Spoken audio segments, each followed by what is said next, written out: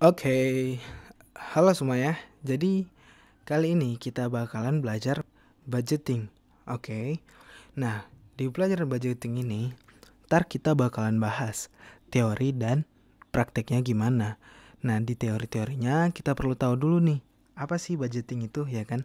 Nanti baru kita masuk ke prakteknya, yaitu nanti schedule budgetingnya. Nah, di bagian teori atau overview kali ini, aku bakalan jelasin nih gimana sih budgeting itu. Nah, oke, langsung aja ya. Budgeting itu sebenarnya apa? Jadi budgeting itu guys, jadilah pembuatan rencana operasi untuk mencapai tujuan dan sasaran. Maksudnya gimana nih? Ya, jadi misalnya nih ada sebuah perusahaan, ya. Sebuah perusahaan itu ingin mencapai profit, ya kan? Sebuah bisnis. Nah, di perusahaan tersebut untuk mencapai bisnis tersebut tentu harus ada rencana, ya kan? Tentu harus ada rencana. Nah, rencana untuk mencapai profit atau tujuan dari perusahaan tersebut adalah namanya budgeting gitu. Nah, pembuatan rencana operasi. Terus budgeting ini gimana sih? Nah, dia adalah hasil yang diharapkan, yaitu dari budgeting itu ada sesuatu yang diharapkan. Oke, harapan itu berarti apa? Harapan itu adalah hal yang kita inginkan di masa yang akan datang, ya. Yaitu ini dia budgeting quantitative planning, yaitu perencanaan yang bersifat kuantitatif, ya kan? Terus berkaitan dengan waktu yang akan datang dan bukan masa lampau, yang seperti kita sama-sama pahami tadi, ya kan? Oke, lanjut. Nah, terus untuk menentukan budgeting, kita tentu harus menentukan profit. Nah, dalam menentukan profit juga ada nih guys, jenis-jenisnya. Yang pertama adalah a priori method, yang kedua adalah a posteriori method, dan yang ketiga adalah pragmatic method. Oke. Kita bakalan pahami satu-satu. A priori method ini maksudnya gimana sih? Jadi gini simpelnya. Simpel ini, profit dulu baru plan. Misalnya nih, suatu perusahaan punya tujuan profit gitu. Nah,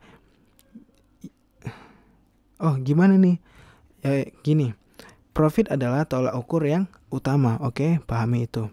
Nah, terus kenapa profit tolak ukur utama? Karena dalam menentukan plan ini kita butuh profit dulu gitu. Nah, jadi nanti profit inilah yang dijadikan acuan untuk membuat plan tadi. Misalnya kita butuh, tahun ini kita pengen untung kita 1 miliar kayak gitu. Nah, kita harus menentukan plan untuk mendapatkan untung 1 miliar tersebut. Oke, paham ya? Ya, intinya adalah profit dulu baru plan. Oke, next. Sekarang adalah posteriori method. Nah, ini gimana sih? Kalau ini itu kebalikan dari a priori method. Kalau posteriori method ini plan dulu baru profit. Nah, dalam kita menentukan plan tadi, nanti kita di akhir-akhirnya, di ujungnya baru kita menentukan profit guys. Oke, gampang ya. Terus yang ketiga adalah pragmatic method. Nah, di pragmatic method ini profit ditetapkan berdasarkan tren atau standar pada pengalaman masa lalu. Oke, jadi gini, misalnya perusahaan kita udah pernah menentukan untung pada tahun-tahun sebelumnya. Nah, itulah yang dijadikan dasar dalam menentukan profit tadi gitu. Tren atau pengalaman yang di masa lalu. Oke, lanjut. Long range method. Oke, lanjut ya. Lanjut ke range of profit. Nah, range of profit ini ada dua nih guys. Ada long range profit and short range profit planning. Nah, yang long, yang ini itu adalah proses berkelanjutan untuk membuat keputusan secara sistematis. Iya, long range profit ini adalah kita planning profit untuk misalnya kayak 5 tahun sampai 10 tahun yang akan datang gitu. Nah, itu disusun dan itu berkelanjutan sesuai dengan perusahaannya, itu going concernnya itu kan. Nah, itu disusun secara sistematis supaya keputusan juga sistematis. Nah, terus long range ini biasanya adalah kita menggunakan pengetahuan terbaik mengenai kondisi pada masa yang akan datang kayak gitu. Jadi ini istilahnya kalau bahasa gampangnya adalah planning, ya kan. Kita kita mau menyusun, kita ingin mengetahui apa yang akan di masa datang itu, kita butuh planning, ya kan. Ini gampangnya adalah planning. Setelah kita planning, kita organizing. Setelah kita organizing, kita realisasikan rencananya dan kita evaluasi. Jadi long range profit seperti itu ya. Lanjut guys. Sekarang ada short range profit planning, yaitu jangka pendek.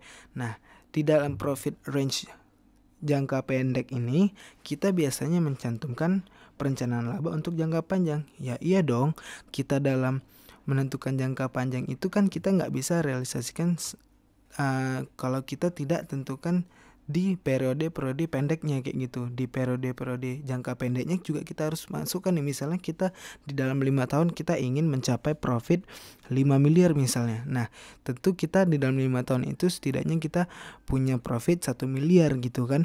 Nah, itulah bagian dari rencana jangka pendek tadi. Terus rencana jangka pendek tadi mencakup 4 periode nih biasanya.